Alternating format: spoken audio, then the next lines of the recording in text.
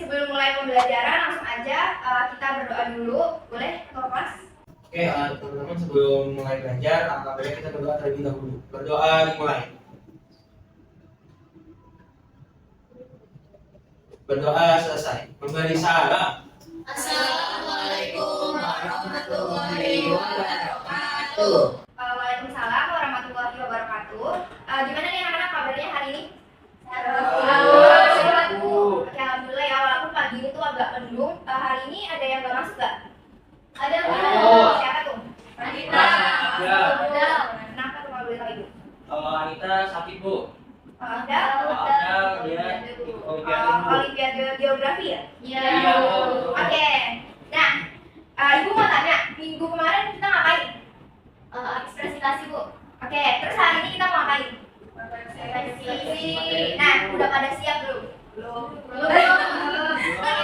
Minggu lalu udah Ibu suruh baca-baca lagi nih materinya. Jadi harus siap karena dan gak perlu takut karena kita ini sistemnya itu diskusi. Jadi gak ada yang benar dan gak ada yang salah, tapi jawabannya juga gak boleh nyeleneh. Nah, ini Ibu izin tampilin PPT-nya. Susah nggak ya? Oke. Nah, jadi sistem dari review materi ini kayak yang udah Ibu jelasin, sistemnya itu adalah diskusi, jadi nggak usah takut benar dan salah. Nah, sistemnya itu cepet-cepetan. Jadi nanti slide-nya Ibu ganti, itu langsung ada pertanyaan, terus langsung kalian angkat tangan yang bisa langsung angkat tangan, nanti Ibu pilih. Dan yang paling cepat dia yang bakalan dapat kesempatan buat jawab. Nah, yang bisa jawab nanti bakal dapat poin tambahan dari Ibu. Kira-kira udah siap? Oke, langsung aja nih, kita mulai. Kan, Bu. Oke, yang pertama, siap-siap ya tangan. 1, 2, 3. Apa contoh kerjasama dalam kehidupan sehari-hari? Siapa ya? Siapa? Saya, Bu. Oke, ulang. Tadi belum asik nih. 1, 2, 3. Boleh Nazira, kayaknya Nazira excited. Ya, Bu. Contoh dari kerjasama itu kayak dalam kita menjalani kegiatan sehari-hari itu Bu, kayak kalau di sekolah ini kayak contohnya kayak kita organisasi di OSIS atau MPK gitu kan kita bisa bekerja sama para anggota lainnya, sama guru-guru, sama sekolah-sekolah juga Bu. Oke, bener banget sama yang dibilang Nazira. Cuman karena bentuk kerjasama dalam kehidupan sehari-hari ini masih banyak, kira-kira Ibu mau bukan nih satu lagi. Ibu hitung lagi ya. 1, 2, 3. Rehan, boleh Rehan. Semua dapat. Tapi Bu, cara kerjasama dalam kehidupan sehari-hari itu kayak contohnya itu kayak ngerjain tugas atau proyek kelompok. Itu kayak tugas kita kemarin Bu, itu kan kita berdiskusi dan bekerja sama antar teman sekelompok. Oke, benar banget. Boleh tepuk tangan dulu buat Nazira. Nah, kita langsung masuk ke pertanyaan kedua. 1, 2, 3. Apa sih kerjasama antar wilayah itu? Belum gitu. 1, 2, 3. Yes. Jadi kerjasama antar wilayah itu bentuk kolaborasi atau hubungan antara dua wilayah atau lebih, baik itu antar daerah dalam suatu negara maupun antar negara dengan tujuan untuk saling menguntungkan. Kerjasama ini bisa dilakukan di berbagai bidang seperti ekonomi, sosial, budaya, politik, dan keamanan. Oke, tepuk tangan dulu buat Reno. Nah, pertanyaan yang ketiga. 1, 2, 3.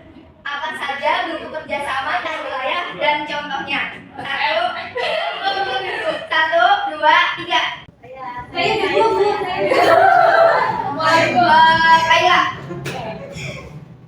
Contoh dari kerjasama antar wilayah itu sesuai materi kita itu ada 3. Yang pertama ada kerjasama regional, yaitu kerjasama yang dilakukan oleh negara-negara yang berada di dalam satu kawasan yang sama, contohnya itu ASEAN.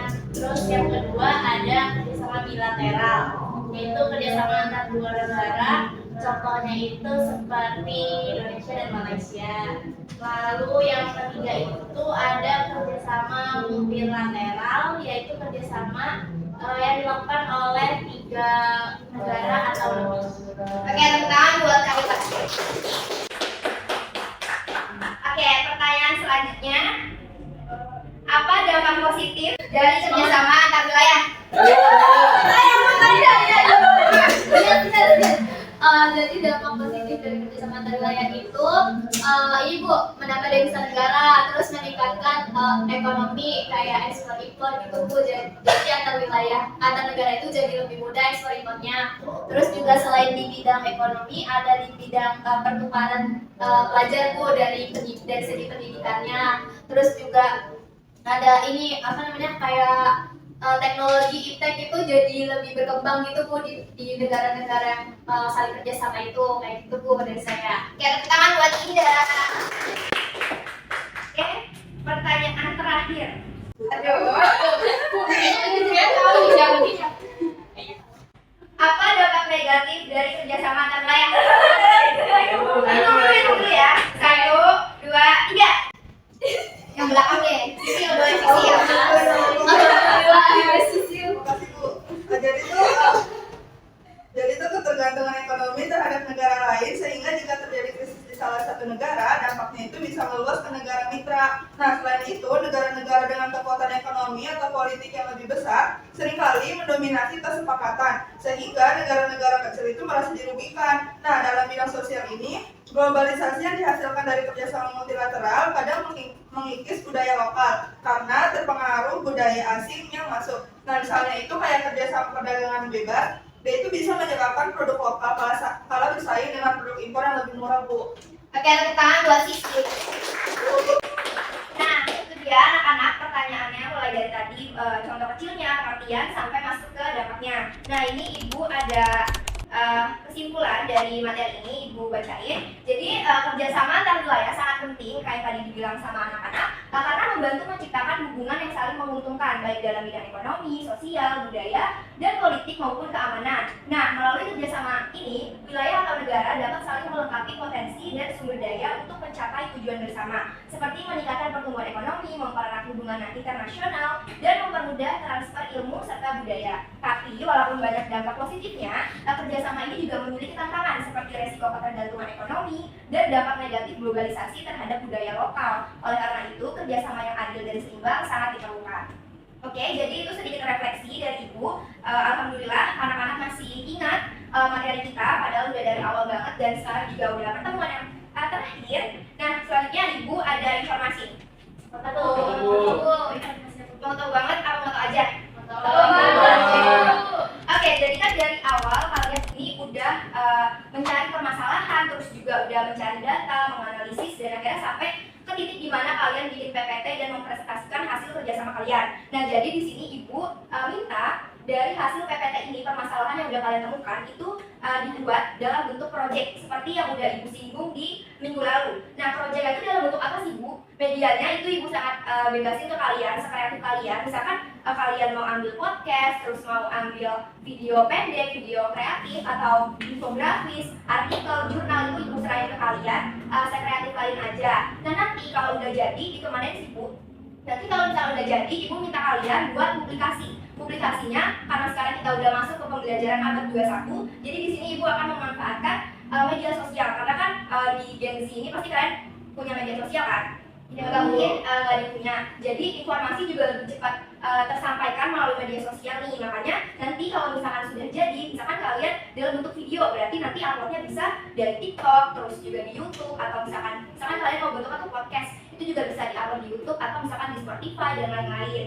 Kira-kira sampai sini Ibu mau kasih tahu juga deadline dari tugas ini itu seminggu dari sekarang. Dan nanti link pengumpulannya biar Ibu nggak susah ngeceknya itu bakal Ibu bikin GCR dan deadline itu 1 minggu dari sekarang. Terus juga tugas ini walaupun tugas kelompok, tapi Ibu minta setiap orang tetap menyebarkan. Jadi misalkan kalian memutuskan untuk membuat podcast, nah berarti podcastnya itu kalian upload misalkan di YouTube. Nah itu yang upload tetap individu, karena semakin banyak yang upload informasinya juga semakin banyak yang tahu nantinya.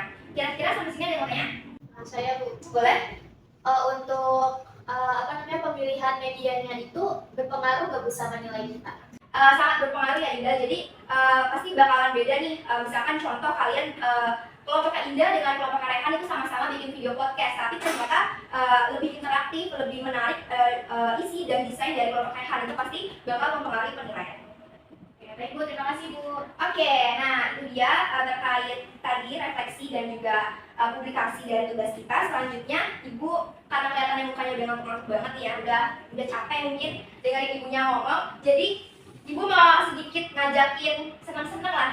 Kalian tahu nggak tren TikTok yang apa? Gue lupa, yang We Don't Judge. We Listen, We Don't Judge, tau gak? Tahu.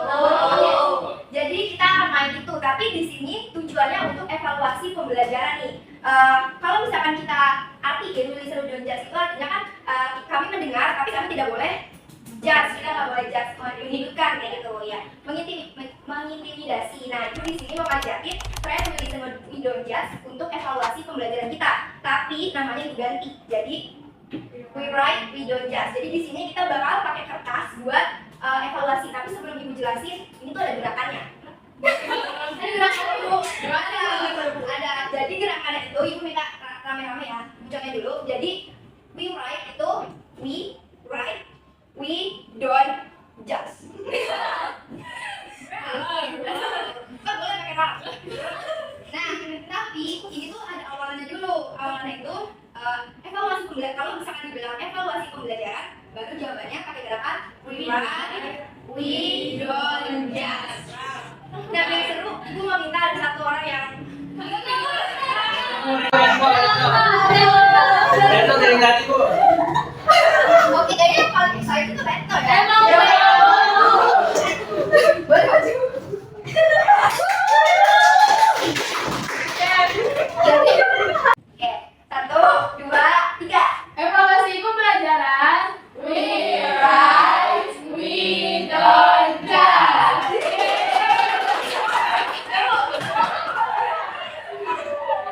Oke, karena kita udah senang-senang sedikit lah ya, ibu mau bagiin kertas evaluasinya. Jadi sesuai dengan tulisannya atau sesuai dengan artinya. Jadi nanti kalian tulis evaluasi yang udah ibu kasih selama pembelajaran.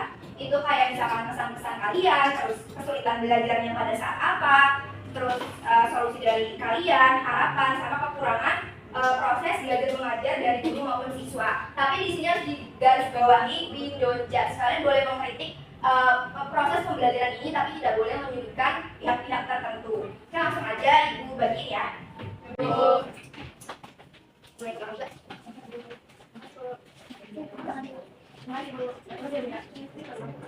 Ya.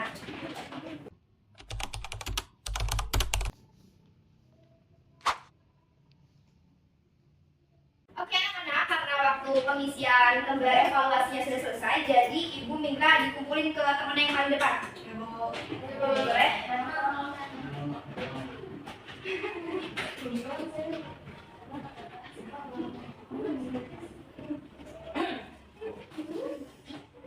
Oke. Nah, karena kita sudah mengisi lembar evaluasi, tandanya pembelajaran kita terkait materi kerjasama antar wilayah sudah selesai. Aku sangat-sangat mengapresiasi anak-anak yang sudah sangat-sangat berkontribusi, bertanggung jawab dari awal sampai akhir penugasan, mulai dari pencarian masalah, pencarian data, menganalisis, dan aktif berdiskusi nih kalau misalkan teman-temannya waktu itu pas presentasi. Semoga materi yang kita pelajari terkait kerjasama antar wilayah bisa berguna dan menambah pengetahuan kita untuk kedepannya. Amin. Dan untuk menutup perjumpaan kita kali ini dan sekaligus materi akhir, pertemuan terakhir, jadi ibu mau kita bareng-bareng mengucap hamdalah. Alhamdulillah. Oke, mungkin sekian pembelajaran kita kali ini karena waktunya juga sudah waktu ganti pelajaran, jadi ibu tutup. Ibu mau minta maaf juga kalau misalkan dari awal sampai akhir masih ada kurang-kurangnya dalam proses pembelajaran. Nanti lembar evaluasi dari kalian juga bakal ibu baca demi kebaikan pembelajaran di materi, atau misalkan kita masih dikasih kesempatan buat ketemu lagi di materi atau di pelajaran yang lain. Mungkin sekian dari ibu tutup. Wassalamualaikum warahmatullahi wabarakatuh. Waalaikumsalam warahmatullahi wabarakatuh.